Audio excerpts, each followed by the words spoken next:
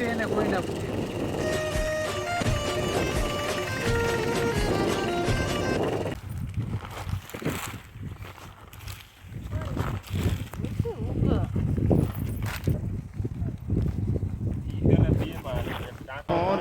વાવેતરમાં હે ને ભાઈ કમ્પ્લીટ વાવવાનું થાય છે, બધું જોવાનું હે.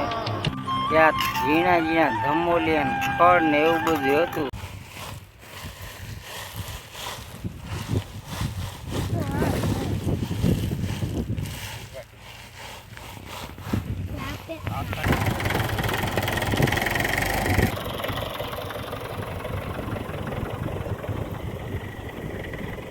જય દ્વારકાધીશ ને હર હર મહાદેવ. આરસી ગામી યુટ્યુબ ચેનલમાં સ્વાગત છે. આજે મિત્રો છે ને આમ ચારે બાજુ થોડા કરી અને વાવવા માંડ્યા છે. એમ કહેવાય છે કે મોરું કરી અને મીઠું કરી અને જમવા માંડ્યા છે બધા ખેડૂતો. હવે વાવેતરમાં કોઈ જુવાર છે અને આ છે ને અત્યારે હાલમાં મગફળી છે. અને મગફળીના વાવેતર પણ જોરદાર થઈ ગયા છે. જો આ તમે જોઈ લો, જે આ રીતના કમ્પ્લેટ છે ને તરે કહે છે અમારે, તે તરેથી ભેજ આવી ગયો છે. કમ્પ્લેટ તરે થઈ ગયા અને હવે મન મૂકી અને બધા વાવેતરો કરવા માંડ્યા છે. તો તમને ચાલો આગળનો ફૂલ વિડીયો બતાવું. હવે છે ને જ્યાં સારી જગ્યા જે વાવેતર જેવી જગ્યા હતી ને એમાં વાવેતર ચાલુ થઈ ગયા. બોણી જગ્યા છે ને એક નંબર અત્યારે વાવઠી ગઈ, કમ્પ્લેટ થઈ ગઈ. ટ્રેક્ટર હાલે એ પ્રમાણે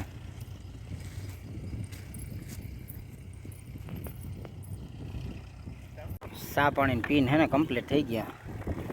ચા પાણી પીને અડારીને બધું વિસાઈ મૂકી દીધું. પાછી જોવા બરોબર હે ને ઉથલ વરીને આવે. વાવેતરમાં હે ને ભાઈ કમ્પ્લીટ વાવવાનું થાય છે, એ બધું કહેવાનું હે. જ્યાં ઝીણા ઝીણા ધમોલિયા ને ખડ ને એવું બધું હતું ગઈ સાલની જુવાર. બાકી તો હે ને બધું વ્યવસ્થિત રીતના હે, એક નંબર હાલે છે વાવણી.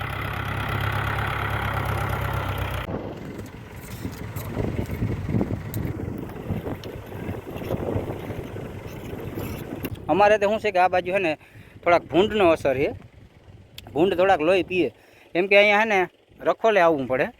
રખોલે આવી અને આપણે રાતે જાગીને આમાં બત્તી કરી અને ચારે બાજુ ધ્યાન રાખવું પડે, જેથી કરીને છે ને આપણો પાક સરસ રીતે ઉગી જાય. આમ તો છે ને ખેડૂત હોય એટલે કોઈ જાતનો આપણે છે ને કામમાં કચાશ ના હોય. જે આ રીતના ને વ્યવસ્થિત રીતે વવાતું જાય. જો કમ્પ્લેટ હે ને એક નંબર વાવણી હાલે છે અત્યારે ફૂલ. ક્યાંય પણ ટ્રેક્ટર ખૂંચતું નથી અને વ્યવસ્થિત રીતે ચાલ્યું જાય છે. જો કમ્પ્લેટ હોઈ જાય અને જગ્યા પણ વ્યવસ્થિત રીતે સુકાઈ ગઈ. આ રીતના જો આટલામાં હે ને ચારે બાજુ આ બાજુ જગ્યા છે ને આ બધી હમણાં વાવવાની જ છે. હવે અત્યારે કેટલું લગભગ ત્રીજા ભાગનું વાવવાનું છે લગભગ. આ બાજુ છે ને એક ભાગ વાવવાનો, બીજો અને ત્રીજો. વીઘામાં તો ખાસ કરીને ખબર નથી કેટલા વીઘાનું હોય. અને વાડીએ છે ને ભાઈ શેઢે આવી રીતના ઢોલિયાની સગવડ રાખજો. ઢોલિયો લઈ અને સાંજે જમી અથવા તો જમવાનું આપણું ટિફિન લઈ અને એને દમદાર હે ને વાડીએ આવી જવાનું. અને એમ ચારે બાજુ હે ને બત્તીઓ કરી અને ભૂંડની ધ્યાન રાખવી. ભૂંડ અથવા લીલ અથવા તો રેઢિયા ઢોર. ભેંસો તો ના આવે, ભેંસો આવે કદાચ દિવસની આવે. હવે ટ્રેક્ટર ને ચામેની બાજુ ભૂગી ગયું. હવે ત્યાંથી ઓલી શું છે કે આ ડૂચો હોય ને, આ ડૂચો આવી જાય. ગઈ સાલનો થોડું આ હતો એમાં રહી જાય ને. આ ડૂચો છે ને થોડો રાપ ઉપરથી કાઢી નાખે ને એમાં ફસાય નહીં અને આપણા જે નવા સાહ છે ને આ બગાડે નહીં. એટલા માટે છે ને વ્યવસ્થિત ટ્રેક્ટરને ક્યાંય પણ ચાલવામાં વાંધો ના આવે. જો આ રીતના હે ને સાફ કરે છે. એક એ બાજુ સાફ કરે અને બીજું અહીંયા પૂગી જાય ને એટલે અહીંયા સાફ કરે, એટલે ટ્રેક્ટરને વ્યવસ્થિત રીતે ચાલવામાં વાંધો ના આવે. જ્યાં ખેડૂ ને તરે જોવાયો કેવું તરે છે ભાઈ. વાવેતર કેવું રહેવાનું? કમ્પ્લેટ રહેવાનું છે ને. કેટલાક બિયારણ ઊંડું ગયું જોઈ લે. બહુ ઊંડું વહી ગયું ને તો રેડી. હવે વીણી લે, વધ્યાના બિયારણ બધા વીણી લે. कौन है ये लोग? कहां से आते हैं? બસ વીણી નાખે. હવે જબલામાં ભરીને પછી એને ક્યાં નાખવાનું?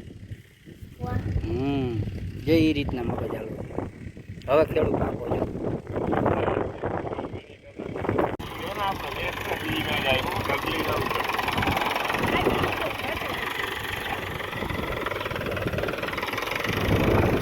હવે બિયારણ હવે કેટલું ગયું હોય ને કેટલું રહ્યું હોય એ જરાક ને ચેક કરીને પછી વાવતા જઈએ.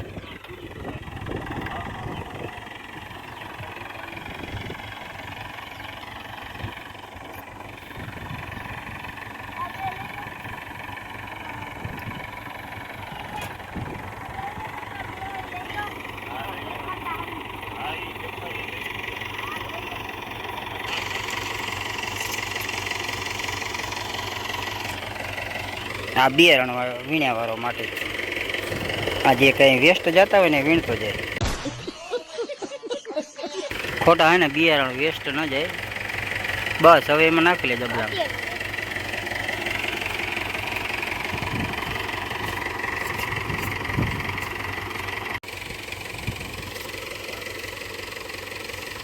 આમાં હે ને ઓલા ભાઈ જોવા જાય છે. લગભગ તો કંઈ વાંધો નહીં આવે. ચાલો હવે હે ને લગભગ અડધેક જેટલું વાવેતર થઈ ગયું. બિયારણમાં તો બધા હે ને કેટલાક હોય હવે.